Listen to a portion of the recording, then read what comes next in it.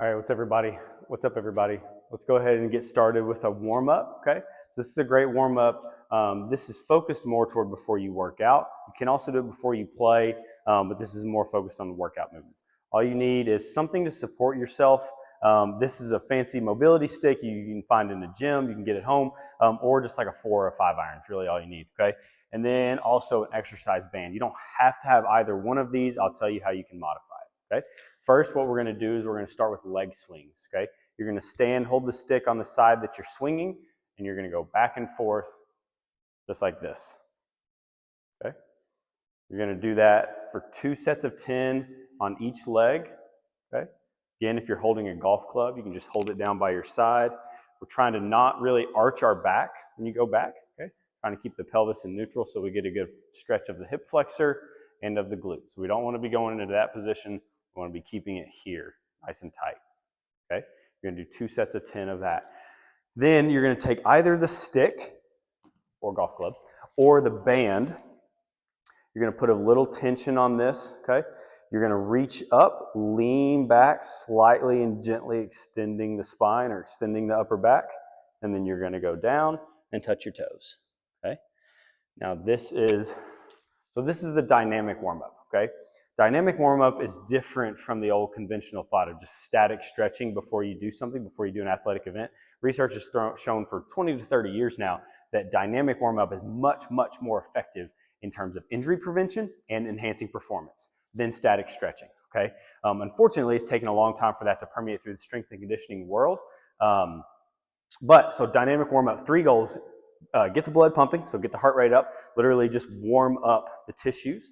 We want to prime the muscles or get the muscles that you're going to use during that activity, whether it be golf or working out. We want to get those muscles active.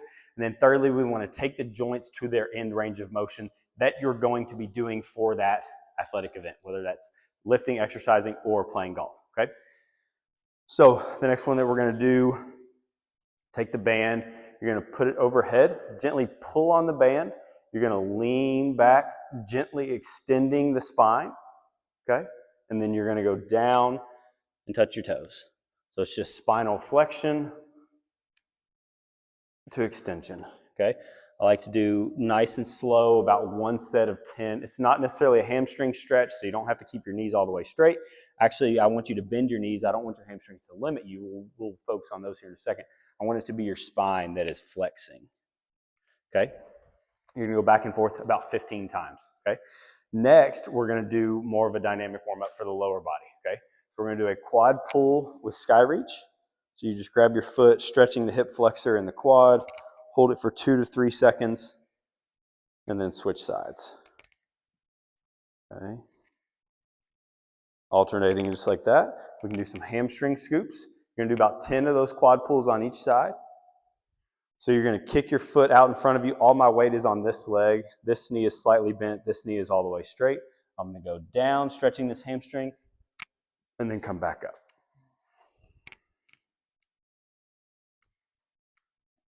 Do about 10 on each side there, okay?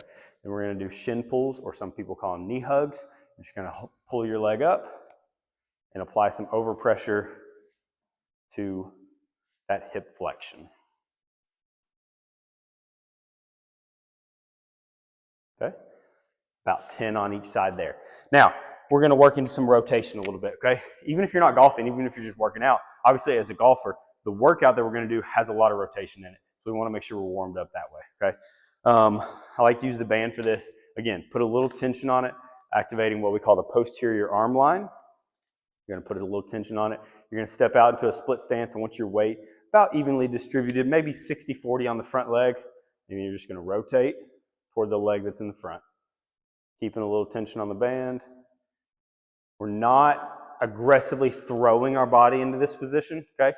We want to use our muscles to control the rotation the whole way. Do 10 on that side and 10 on this side. All these exercises with the sets and reps are going to be listed in the description. Okay, just like that.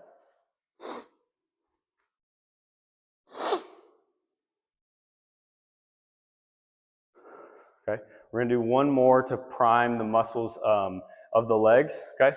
So what you're gonna do, it's similar to one you did earlier where you're going backwards and forwards. All you're gonna do is go up to a sky reach and then go down into a squat.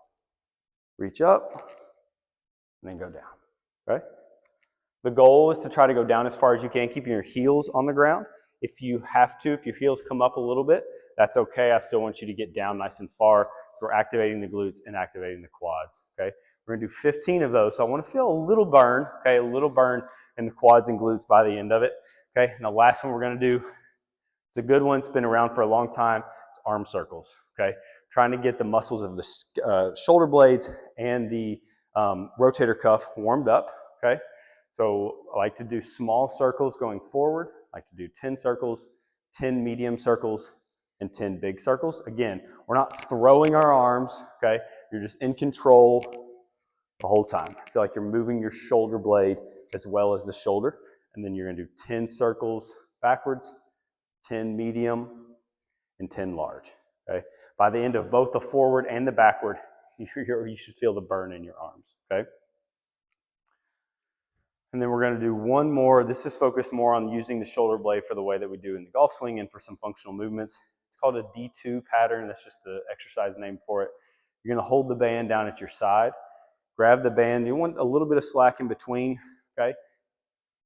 The band, the side that's down by your side, palm is going to be facing your body. The other side, the palm is going to be facing away from you. You're going to pull up and out. So we're going at a diagonal. Almost all functional movements that we do, or all athletic movements, work in a diagonal fashion. So we always want to activate muscles in diagonal. Okay, you're going to do 10 on that side. This one, I want you to do 2 sets. So you're going to do 10 on each side. Okay. After you do all of those, you should be pretty warmed up. You can superset any of them that you want. So you can do like 10 hamstring scoops on each side, 10 quad pulls, 10 hamstring scoops again. You can alternate back and forth between the split stance rotation and the overhead squat. However you want to do it, make it your own. That's just a good example of a dynamic warm-up. After you do that, it should take you 5 to 10 minutes, honestly, to do all of those, to do them well with good intention.